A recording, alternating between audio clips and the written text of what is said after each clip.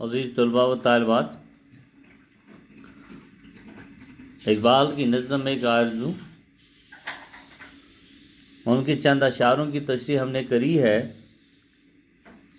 آرزو کا معنی خواہش، تمنا کرنا۔ اقبال نے اس نظم میں قدرتی مناظر کا اس نہایتی خوبی کے ساتھ ذکر کیا ہے کہ یہ اشعار پڑھتے پڑھتے ہمیں یہ محسوس ہوتا ہے کہ یہ قدرتی مناظر ہمارے آنکھوں کے سامنے ہی گھومنے لگتے ہیں۔ ان میں سے چند اشعاروں کی اس نظم میں چند اشعاروں کی ہم نے تشریح کری ہے۔ بقیہ اشعاروں کی تشریح کرنے کی ہم کوشش آج کریں گے۔ مہندی لگائے سورج جب شام کی دلہن کو، سرخی لیے سنہری پر پھول کی کباہ۔ راتوں کو چلنے والے رہ جائیں تھک کے جس دم، امید ان کی میرا ٹوٹا ہوا دیا۔ اقبال رحمۃ اللہ علیہ فرماتے ہیں، جب سورج افق میں جا کر شام کی دلہن کی طرح سرخ کرنوں سے مہندی لگانے کا کام کریں اور پھولوں کو پوشاک بھی ان سرخ کرنوں سے سنہری ہو جائے تو ان میں جادو بھرا منظر دیکھتا ہوں۔ یعنی کہ جب سورج چڑھتا ہے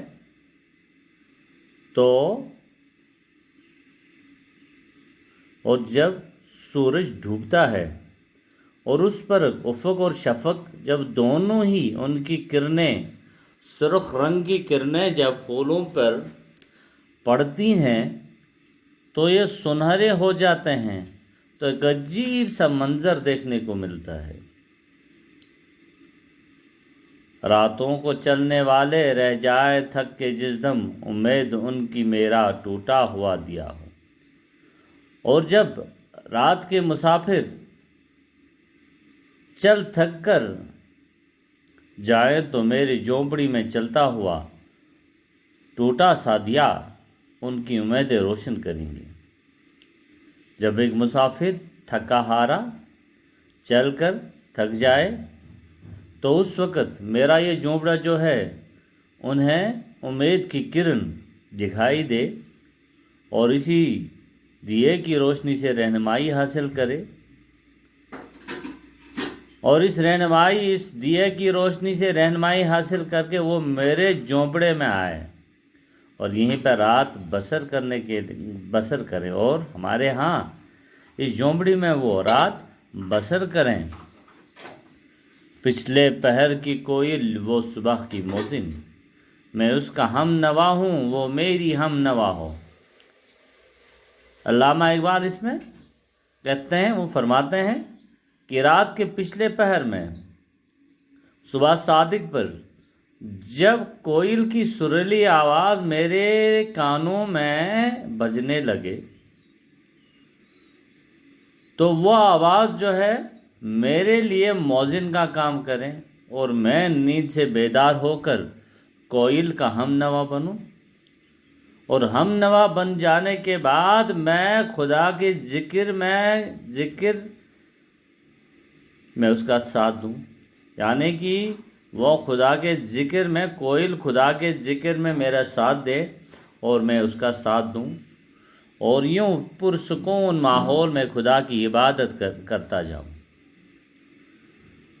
کانوں پہ ہو نہ میرے دیر و حرم کا احسان، روز دن ہی جھونپڑی کا وہ جھونپڑی کا مجھ کو سحر نما ہو۔ علامہ اقبال اس شعر میں فرماتے ہیں کہ اس طرح میرے کانوں میں مسجد اور مندر کا میں احسان مند نہیں رہوں گا۔ یعنی کہ مندر میں تو گھنٹی بجتی رہتی ہے اور مسجدوں میں اذان۔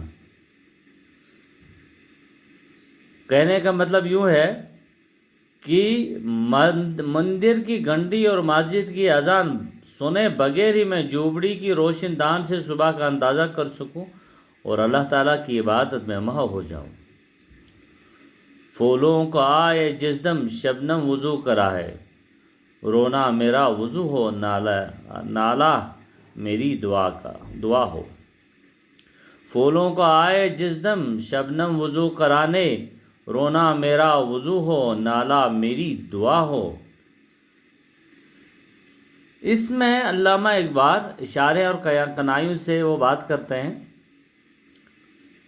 کہتے ہیں کہ جس طریقے سے شبنم کے قطرے جب پہلی کرن کے ساتھ ہی وہ پھولوں پر نمودار ہوتے ہیں تو ایسا لگتا ہے کہ یہ شبنم کے قطرے پھولوں کو وضو کرانے کا کام انجام دیتے ہیں۔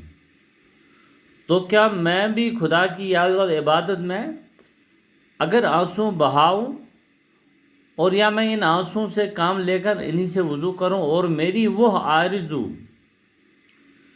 میری دعا بن جائے، میری وہ آرزو اور وہ میری فریادیں جو ہے وہ دعائیں بن جائیں۔ دل کھول کر بہاؤں اپنے وطن پہ آنسو، سرسبز جن کی نم سے بوٹا امید ہو۔ میں دل کھول کر اپنے وطن کی حالت پر روؤں، میں دل کھول کر اپنے وطن کی خراب حالت پر روؤں اور اس قدر آنسو بہاؤں کہ آنسوؤں کی نمی سے ایک امید کا درخت جو ہے وہ سرسبز شاد ہو جائے۔ امید کا پیڑ جو مرجھا رہا ہے، آنسو بہا کر خدا کی عبادت کے بعد دل کی تسلی حاصل ہو اور وہ امید کا پیڑ جو ہے سرسبز شاداب ہو جائے اور وطن آزادی کی نعمت سے میں فیضیاب ہو جاؤں۔ اس خاموشی میں جائیں اتنے بلند نالے، تاروں کے قافلوں کو میری صدا دھرا ہو۔ صبح کے اس پرسکون اور خاموش ماحول میں میری فریاد اتنی بلندی پر جائے کہ تاروں کے قافلوں کے لیے یہ فریاد جرس یعنی گھنٹی کا کام کرے۔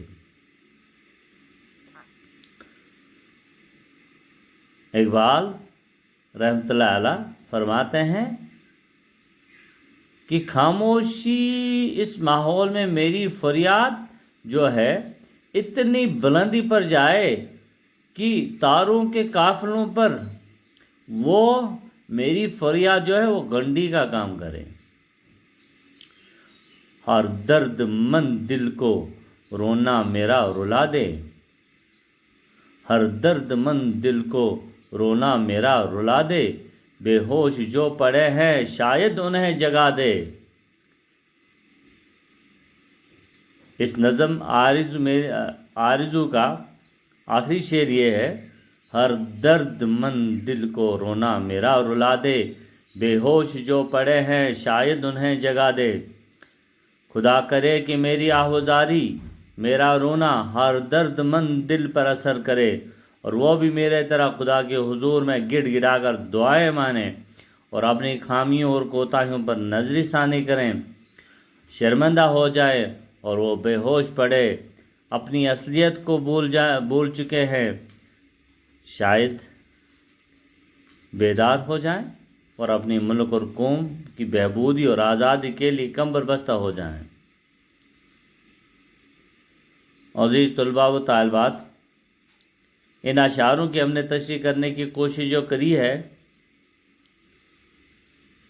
اور اسی کے ساتھ ہی اقبال یہ نظم ایک آرزو اختتام پذیر پہ ہو رہے ہیں۔ ان کے چند اشعار ان کی تشریح ہم نے آج کری ہے، جو بقیہ تھے آپ اردو نظم کی ابتدا کا جائزہ پیش کیجئے۔ ایک سوال طلب ہے، اس پہ آپ خود ہی نوٹ بنا لیں گے۔ حالانکہ اردو نظم نگاری پہ ہم نے اس سے پہلے بھی آف لائن ویڈیو بھیجا تھا آپ کو، امید ہے کہ آپ نے دیکھا بھی ہوگا، اور ان کے بقیہ سوالات جو بھی رہ جاتے ہیں وہ کل پرسوں ہم کر لیں گے۔ تب تک کے لیے ہم آپ سے اجازت چاہتے ہیں۔ اللہ حافظ۔